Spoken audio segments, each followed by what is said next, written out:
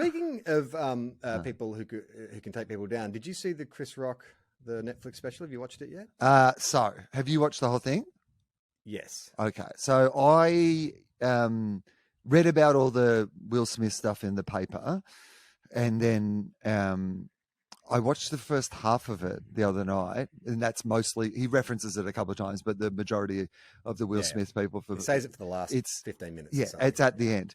And I've got to be honest, like I'm historically a massive fan of Chris Rock's, but I got about 35 minutes in and I was like, I know where the rest of this is going, and it's already been a bit too much for me. Like even at this point, there's like a anger or a bitterness or a something to the whole performance, even the stuff that isn't the Will Smith stuff. Because like I'd read the quotes from that, I knew that was going to get full on, and I'm like, shit, I'm not sure that like where I'm already at with this special 35 minutes in, I'm not sure. I will go back and watch the rest of it, but it was going to be too much to watch it all in a row for me. What were your thoughts? Well, there is no comedian in the world who has more goodwill going into that special. Like everyone was like on Team Rock. And he's one of the greatest stand-up comedians of all time. No doubt. And I purposely didn't read the pull quotes because I'm like, I want to get the whole flavor of what he's building to and stuff. And I mean, on just on a technical point of view, like he was really nervous. And well, it went out a lot live. of lines. So for people who don't know, this was like a big Netflix special. So instead of like the special being, normally what happens with like these big comedians and their specials, they will film more than one night. Yeah, Chris Rock, you know, in different ones has film shows all over the world, put them together, but you're not just seeing, in Australia, it's a bit different to that. Like, I mean, for my Willogical special on the ABC, we just did one show. And so the show you see on TV is like the edited version of that show, but it's still edited. On the night I did 70 minutes and the special 60 minutes. Whereas for Chris Rock, he was doing it going out live. It has now been edited a little bit for the version you'll see, but you could tell he was nervous about the fact that it was going out live. Yeah. I feel like, and again, like we're criticizing, you know, or I'm being critical of one of the greatest comedians in the history of comedy. Like, you know, a person who at various stages I have thought was the best comedian in the world. But there was a lot of the special for me that felt like he was almost doing a parody of Chris Rock. I was just going to say that. The best like simile I can think of is like, you know, we both loved Kevin Smith. And then Kevin Smith has just gone so into his own like meta, you know, he just makes films about himself now, it seems. And like, I just don't really get any enjoyment watching it. And it feels like this is like Kevin Smith doing a version of Kevin Smith or his like Viewer Skew universe. And Chris Rock is a Viewer Skew kind of alum. But that's what I felt like. It's like, oh, this feels like one of these like, you know, bigger, badder, blacker, but just, it just felt artificial. And I wasn't buying a lot of it, you know. And well, there's some really, there's a thing that really annoys me as a comedian. And so Tom Ballard, and that's the thing. I hate Tom Ballard. No. The end. The end. Anyway, back to Chris Rock. I'm Charlie Clausen. Yeah. No, Tom Ballard said this to me a long time ago, like, you know, a decade ago, but it's one of those things that has stayed with me since, which is he said that there is a lot of comedians who the premise will be that they're supportive of the cause that, yeah, like, you know, so the example he used back then was like, he was a gay person. He said there's a lot of people who do material that the setup is that they're in favor of like gay people, you know, that gay people should be able to get married, that gay people should be able to like be in the army or whatever. But then the joke, the act out, relies on a really stereotypical version of what like a gay person would be like in the army or a gay person would be like in whatever that situation is. And he said, so you're not really, you say that you're on the side of the person, but then all the jokes are actually technically the same sort of jokes that you could hear in a special by someone who wasn't on the side of the person. Yeah. And there's a couple of moments in this where the premise, the setup, bitches be shopping, bitches be shopping. And then it just it goes into some stuff where you're like, oh, this is not, you know, great material. And that thing he does where he repeats the premise, like, you know, that's brilliant when it's like outrage, you know, but not just that, but like in the start of every joke, he has that thing where he goes like, you know, whatever the premise of the bit is, like, you know, we don't need to ban guns. We need to make bullets worth $1 million. We don't need to ban guns. We don't like that. That's how he repeats it like a preacher. when he's at his best, that's brilliant, that moment, because it's a genuine moment of insight and it brings you, so you get the insight first, then he repeats it so that you're like, okay, now I'm in that world. I understand that world. So by the time he then goes into the bit, you're like, okay, great. Like but when he does that same thing for every joke, like sometimes the thing that he's saying isn't profound. It doesn't need to be repeated twice. You're like, yeah, we got this the first time. Like, you don't need to be like, yeah. And sometimes like you're trying too hard to establish a universe in which it doesn't really make sense. Like if you just say cheese, I'm not going to do the voice, but cheese goes between your knees. Between your knees is where cheese goes. Cheese goes between your knees. And you're like, yeah, I know you've said it 3 times in a way that's meant to make that sentence sound profound, but all I'm doing is thinking about cheese now.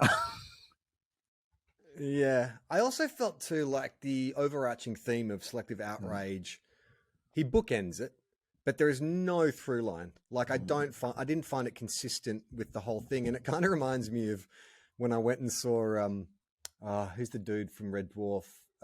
Craig Charles, is that his name? Craig something, yeah. Craig Charles, I think it is. And I was a big Red Dwarf fan. My girlfriend at the time had got me tickets, and it was awful. It was like one of the worst stand-up gigs ever. And he bookended it with like, Red Dwarf's a lot like this. And then he just told a bunch of the most sort of hackneyed, jokes on the way, and then ends with and Red Dwarf is like this. And it's like, but I thought it was a Red Dwarf stand-up thing. You basically just said, in Red Dwarf, we're in outer space. And that's why Red Dwarfs is set in outer space. It's like, that doesn't actually connect the tissue. Like you can't just say it at the start and the end and go, therefore that is the connecting theme. Like, and the actual Will Smith stuff, it was weird because I don't know if reading it affected the same way as hearing it perform, but there wasn't a lot of jokes really. It was more of I would have much rather have seen him say all that stuff in an interview situation because I thought it was interesting and I didn't know any of that stuff about Jada and, her son's friend and all that kind of stuff. But it was weird. It wasn't, but even I that, thought there was like, more... I find that the sort of thing that I'm like, why are you, like you said, he already had all the goodwill. You don't need to go there, like I would have loved if he attacked the bit of like, he attacked it a bit more like, I get it. You have other things going on in your life and you took the anger out on me. I'm not going to go into what those things are. That's not for me to be parading your dirty laundry. Like, you know what I mean? Like, that thing happened and it was on, like, I think his justification for talking about it would have been that they talked about it, on their TV show. So it's not a hidden secret. Which is pretty much exactly what he said. Yeah, public knowledge. Like, but he doesn't need to. It's already out there. He could have implied it or like referenced it without like fully spelling it out, any of these sort of things. You like going there made it feel a bit more like revengey rather than funny. Yeah, that's what I mean. Like if you wanted to get into it, and have I would listen to a podcast, if he did Marin or something like that, where he talked about it and brought up all that stuff because, whatever, like, and I think, he's allowed to do it. He got slapped in the face on national television, whether or not, you agree that's tasteful or not. But in this context of a stand-up performance, there wasn't enough set up and joke. Like it was just literally a mean-spirited description of what's going on in the Will Smith's life, whatever. Yeah. But that's fine. You can lay out all that ugly, dirty laundry, but where's the payoff? And then I'm not sure if you saw this bit or if it was in the article you read, but his big kind of build to a joke, he fucked it up. Like he got the names, and he even says, "Oh shit, I fucked up the joke," but still went ahead and did it. And so it was just this real, like, just a flatline moment, right? Well, this is the climax of your show, and it was because he basically, the joke was, and spoilers in case you're playing watching, it's not that great a joke, but he mucked up.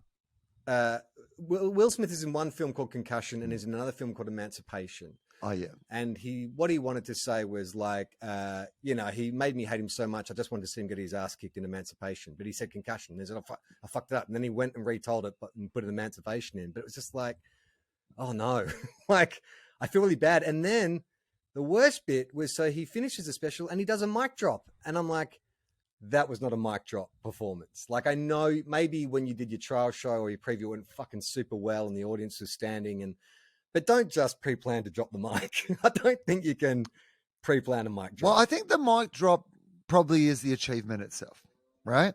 Like, I don't think that you can devalue the achievement, which is, having the kind of courage to do a special in a way that other people aren't doing a special at the moment, for it to go out live, to literally do the thing.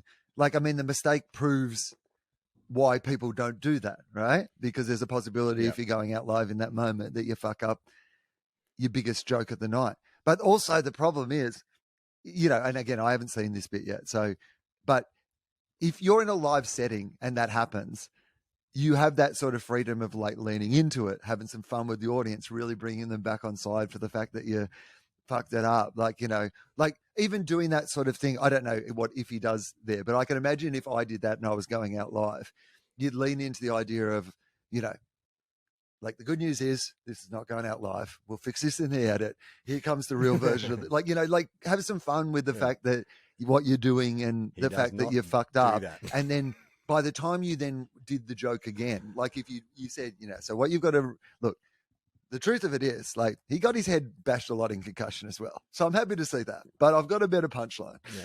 Or you might even do that thing of going, oh man, no, I've thought of a better thing, like, and go back and like try to get, like, whatever it is.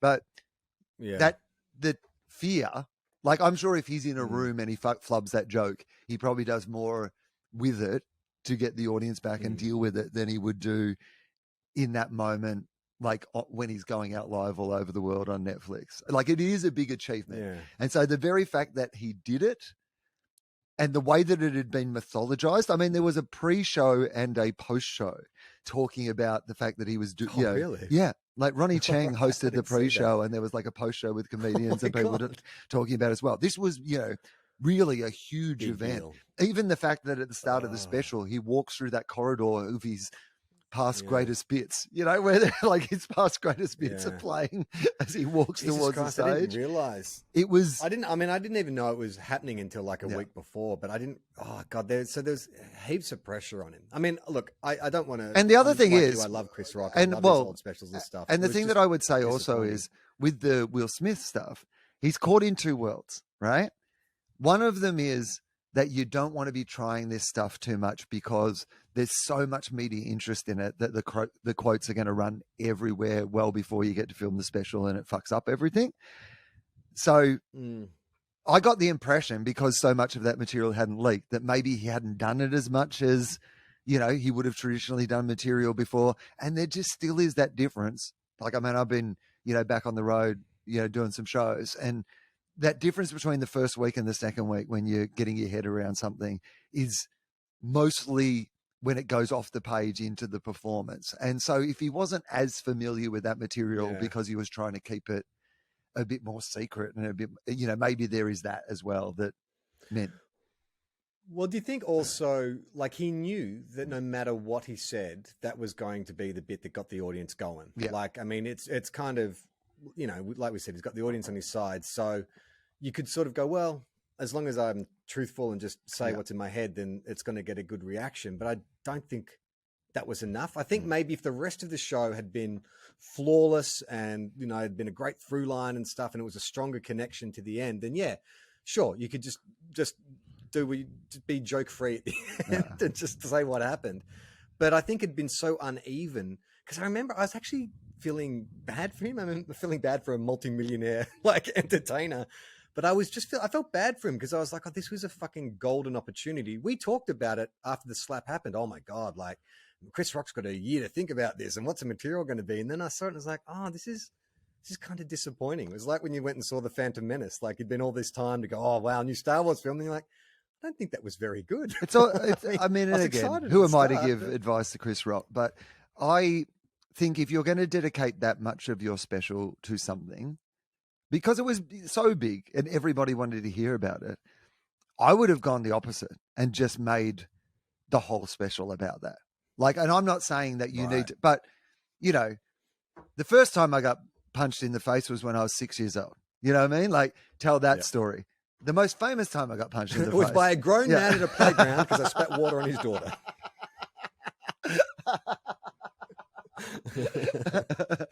To see the full video, join our Patreon. Patreon.com/Tofop.